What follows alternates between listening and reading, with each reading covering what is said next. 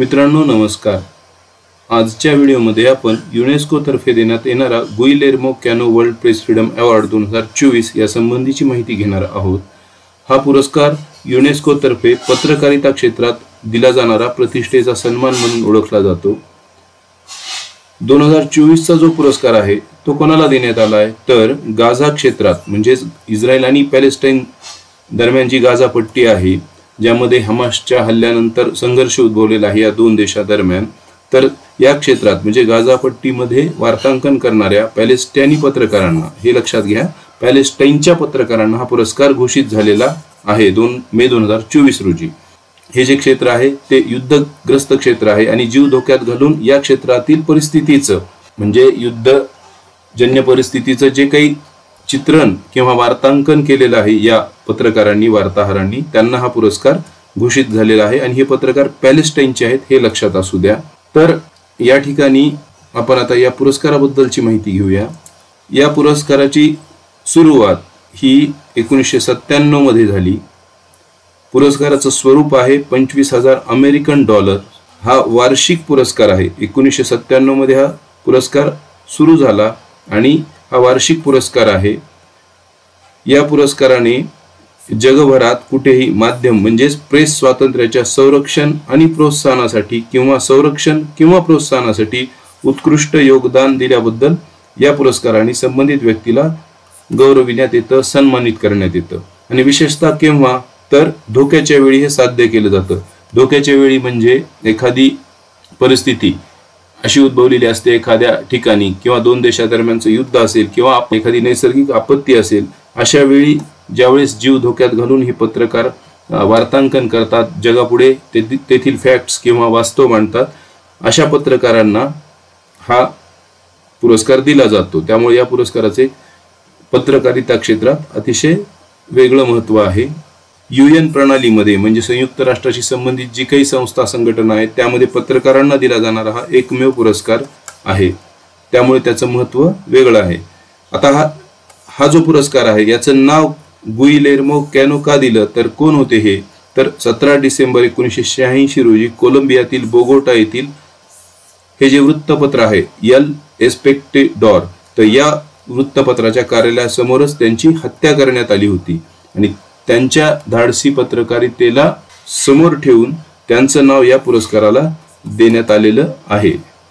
त्यामुळे पत्रकारिता क्षेत्रात हा पुरस्कार अतिशय महत्त्वाचा मानला जातो। आता आपण या ठिकाणी हे पाहू की ही जी संस्था आहे युनेस्को, ही हा जो पुरस्कार देते तर त्या संबंधीची अगदी थोडक्यात माहिती घेऊया। युनेस्कोचा लॉंग फॉर्म काय आहे, फुल फॉर्म तर United Nations Educational Scientific and Cultural Organization, अर्थात आपण मराठीत म्हणू की संयुक्त राष्ट्र शैक्षणिक, वैज्ञानिक आणि सांस्कृतिक संघटना। या संस्थेची स्थापना जी आहे ती 16 नोव्हेंबर 1945 रोजी करण्यात आली। सध्या जर तुम्ही वेबसाईटवर गेलात तर युनेस्कोचे 195 सदस्य आहेत आणि 8 सहयोगी असोसिएटेड सदस्य आहेत। या संस्थेची जगभरात 54 देशांमध्ये क्षेत्रीय कार्यालय आहेत, म्हणजे आता जर वेबसाईटवर पाहिलं त्यांच्यात तर ही माहिती आहे। या संस्थेचं मुख्यालय पॅरिस, फ्रान्स या ठिकाणी आहे। हा प्रश्न परीक्षेत यापूर्वी आलेला आहे।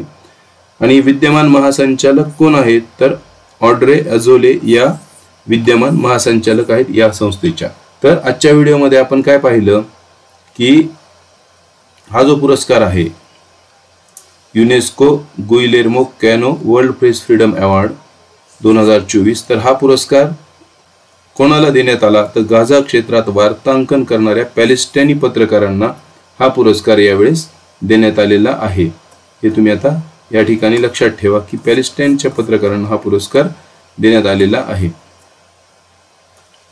आता आपण या व्हिडिओ पासून आपलं जे ॲप आहे विनायक हायर स्टडी, हे जे ॲप आहे आपलं, तर प्ले स्टोअरवर हे ॲप उपलब्ध आहे। तर या ॲपमध्ये आपण याच व्हिडिओवरील किंवा आपण जे काही चालू घडामोडीशी संबंधित व्हिडिओ करू तर त्यावरील काही महत्त्वाचे प्रश्न त्या ठिकाणी तुम्हाला सोडवता येतील प्रत्यक्ष लाईव्ह टेस्टद्वारे आणि ते फ्री असणार आहेत। त्यामुळे तुम्ही हा व्हिडिओ पाहिल्यानंतर आपल्या ॲपची लिंक जी आहे ती डिस्क्रिप्शनमध्ये दिलेली आहे, तर तुम्ही ती लिंक ओपन करून ते ॲप डाउनलोड करून घ्या किंवा प्ले स्टोअरवरून ते ॲप डाउनलोड करून घ्या आणि मग त्याद्वारे तुम्हाला चालू घडामोडीशी संबंधित जे काही प्रश्न दर आपण जे व्हिडिओ करू त्यावर निघतील तर ते तुम्हाला त्या ठिकाणी सोडवता येतील. त्यामुळे आपला अभ्यास अधिक घट्ट होत जाईल. पुढच्या वर्षीपासून 2025 मध्ये MPSCचं स्वरूप पूर्ण बदलतंय. त्या दृष्टीने चालू घडामोडी कशा पद्धतीने अभ्यासाव्यात त्या पद्धतीचे व्हिडिओ आपण या ठिकाणी करत आहोत. या व्हिडिओची PDF आपल्या विनायक स्टडी ॲपवर उपलब्ध आहे, तिथे तुम्ही ती पाहू शकता. आपण काय करतोय की शक्यतो या ज्या चालू घडामोडी आहेत त्या या प्रकारे माइंड मॅपच्या स्वरूपात करतो. त्यामुळे आपल्याला हे मुद्दे सगळे असे या ठिकाणी जी लक्षात राहणं सोपं जातं की हा पुरस्कार आहे, ही पुरस्कारासंबंधीची ही माहिती या ठिकाणी दिलेली आहे, पुरस्काराची मानकरी अगदी सुरुवातीची माहिती आपण या ठिकाणी दिलेली आहे, या ठिकाणी आपण संघटनेची माहिती दिलेली आहे. अशा प्रकारे माइंड मॅपच्या स्वरूपात आपण चालू घडामोडीचा अभ्यास करतो. या व्हिडिओ बद्दलची तुमची जी काही मतं असतील ती तुम्ही कॉमेंटमध्ये मांडा. त्याचबरोबर काही सूचना असतील त्या पण सांगा. व्हिडिओ मित्रांना शेअर करा, चॅनललाही सबस्क्राईब करा आणि शक्य तितके आपले इतर व्हिडिओ तुम्ही पहा आणि इतरांना ते शेअर करत चला. धन्यवाद.